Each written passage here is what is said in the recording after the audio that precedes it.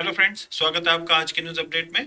सबसे पहले डिस्क्लेमर, हम आपको कोई भी फाइनेंशियल एडवाइस नहीं दे रहे हैं। क्रिप्टो में इन्वेस्टमेंट आपको अपनी एनालिसिस और रिस्क एनालिसिस के बाद ही करना है। प्रॉफिट और लॉस आपका अपना है और मार्केट रिस्की है, तो अच्छे से समझिए, उसके बाद ही अपनी मनी इन्वेस्ट करिए। तो चलिए चलते हैं न्यूज़ अपडेट की तरफ। तो न्यूज़ अपडेट में सबसे पहली न्यूज़ इथीरियम की। तो इथीरियम के मर्ज के बाद कहा जा रहा था, बहुत सारी चीज़ें जो थी वो कही जा रही थी कि भाई जो गैस फीस है वो कम हो जाएगी, लेकिन हमने आपसे न्यूज़ शेयर करी थी कि गैस फीस कम नहीं होगी। लेकिन यहाँ पर कुछ इंप्रूवमेंट्स जो हैं वो ज़रूर हुई हैं इथीरियम मर्ज के बाद इथीरियम के नेटवर्क के ऊपर। तो उनमें सबसे बड़ी चीज़ जो ये है कि जो ब्लॉक क्रिएशन टाइम है यहाँ पर, कि एक ब्लॉक बनाने में जो टाइम है वो बहुत कम लग रहा है कंपैरेटिवली पहले से। तो पहले जहाँ यहाँ पर अगर हम चार्ट की बात करें तो पहले यहाँ पर 14.40 था जो एवरेज टाइम था यहाँ पर ब्लॉक क्रिएशन का, वो अब 12.11 रह गया। दैट मीन्स कि करीब करीब 13% का यहाँ पर डाउनफॉल देखने को मिला है ब्लॉक टाइम में। और वहीं अगर देखा जाए कि कितने नंबर ऑफ ब्लॉक जो थे वो एक दिन में बन रहे थे, वो करीब 6000 के करीब बन रहे थे, 5900 के करीब बन रहे थे।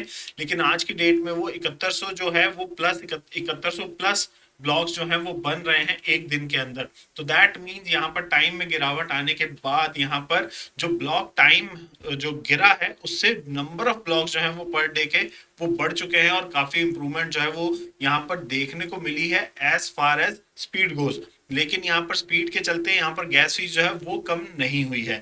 अगली न्यूज की बात करें यहाँ पर, तो एक एनालिसिस में ये देखा गया है कि भाई 12 में से 9 जो टॉप की एसेट्स हैं, क्रिप्टो एसेट्स हैं, उनमें करीब करीब 70 से 90% का अभी तक फॉल आ चुका है। अगर लास्ट नवंबर से देखा जाए, जब वो एक तरीके से अपने ऑल टाइम हाई जो था उस साल का उस पे चल रहे थे।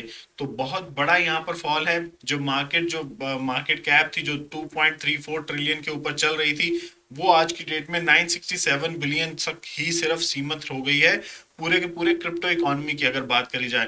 तो आप अगर इंडिविजुअल को देखेंगे टॉप की 9, तो वो सारी की सारी जो है वो 70 से 90% तक की गिरावट एट प्रेजेंट वो अपनी देख रही हैं। अगली न्यूज की बात करें यहाँ पर, तो सीएमई जो ग्रुप है, यहाँ पर जो डेरिवेटिव एक्सचेंज का ग्रुप है सीएमई ग्रुप, तो उन्होंने यहाँ पर फ्यूचर्स कमीशन मर्चेंट स्टेटस जो है वो लेने के लिए एफसीएम से अपनी जो अप्रूवल लेने के लिए अपनी एप्लीकेशन जो है वो फाइल कर दी है। तो अगर उनको ये अप्रूवल मिल जाता है तो वो अपने फ्यूचर ट्रेडिंग्स जो है उनको स्टार्ट कर सकते हैं अपनी एक्सचेंज के ऊपर और बिना किसी थर्ड पार्टी के कर सकते हैं। दैट मीन्स किसी की हेल्प के बिना वो डायरेक्टली फ्यूचर ट्रेडिंग जो है उसको स्टार्ट कर सकते हैं। और ऐसा उन्होंने इसलिए किया है क्योंकि एफटीएक्स जो है उन्होंने डेरिवेटिव ट्रेडिंग के लिए अप्रूवल फाइल किया था।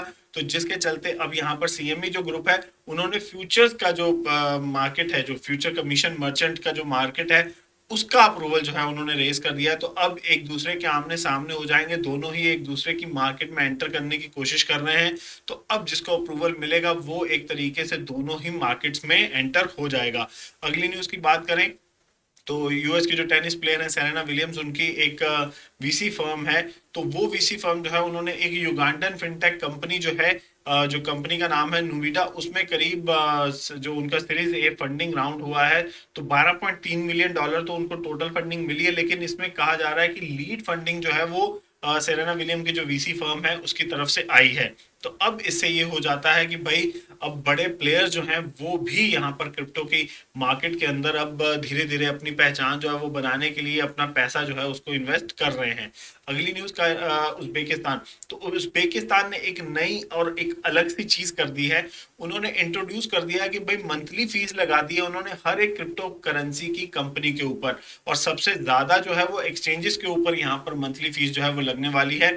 कहा जा रहा है कि अगर ये लॉ जो है वो पास हो जाता है तो करीब 11,000 मंथली डॉलर जो है, $11,000 मंथली, यूएस डॉलर मंथली जो है, वो उस एक्सचेंज को यहाँ पर फीस भरनी पड़ेगी उज्बेकिस्तान के अंदर। अगर वो अपना काम जो है वो कंटिन्यू करते हैं, उज्बेकिस्तान के अंदर अपनी एक्सचेंज को चलाकर रखते हैं, तो 11,000 के लगभग उनकी जो फीस है वो बन जाएगी मंथली। तो अब आप ये सोचें, जो उज्बेकिस्तान जो कंट्री है वो कितना यहाँ पर प्रॉफिट लेना चाहती है क्रिप्टो करेंसी से। अगली न्यूज की बात करें यहाँ पर, तो यूके जो रेगुलेटर्स हैं उनके अकॉर्डिंगली बहुत सारी क्रिप्टो फर्म्स ऐसी हैं जो लगातार फेल होने के बावजूद यहाँ पर अप्रूवल जो है उसको रेज कर रहे हैं, सो दैट कि वो अपनी क्रिप्टो रिलेटेड जितनी भी सर्विसेज है उनको प्रोवाइड करवा सके यूके में। तो उनका कहना है कि हमारे जो जो हमारा रेगुलेटरी सिस्टम है उनको पता है कि बहुत अच्छा है, और अगर वो यहाँ से अप्रूवल ले लेते हैं तो उनको बाकी के यूरोप में अप्रूवल लेने में ज्यादा देर जो है वो नहीं लगेगी। तो यहाँ के अप्रूवल के लिए वो बेशक जो है वो मशक्कत कर रहे हैं, लेकिन बेनिफिट उनको बहुत ज़्यादा मिलने वाले हैं अगर यहाँ पर वो अप्रूव हो जाते हैं। और उनके अकॉर्डिंगली वो अपने आप को क्रिप्टो का हब बनाना चाहते हैं, जिसके चलते उन्होंने एक बढ़िया रेगुलेटरी फ्रेमवर्क जो है उसको डिवाइस किया है। अगली न्यूज़ यहाँ पर, तो कॉइन बेस ने टेम्परेरी जो है वो पेमेंट्स और विड्रॉल जो है वो यूएस कस्टमर्स के लिए हॉल्ट किए हैं। उसका रीज़न उन्होंने दिया है कि कुछ एक बग जो है वो उनके सिस्टम में आया है, जिसका उन्होंने पता लगा लिया है और उनकी टीम जो है उसके ऊपर काम कर रही है। जैसे ही ये रिजॉल्व हो जाएगा तो जो यूएस कस्टमर्स हैं वो अपनी पेमेंट्स और विड्रॉल्स कर सकेंगे बैंकिंग के साथ। लेकिन अगर डेबिट कार्ड को यूज़ कर रहे हैं या पेपल को यूज़ कर रहे हैं तो वो अभी भी अपनी बाय एंड सेल जो है उसको कर सकते हैं। तो फ्रेंड्स, ये थी आज की न्यूज़ अपडेट। कैसी लगी ज़रूर बताइएगा। चैनल भी सब्सक्राइब करिए और बेल नोटिफिकेशन का आइकन ज़रूर दबाएं। और वीडियो अच्छा लगे तो लाइक एंड शेयर ज़रूर करें। मिलेंगे आपसे अगले अपडेट में, तब तक के लिए थैंक यू वेरी मच।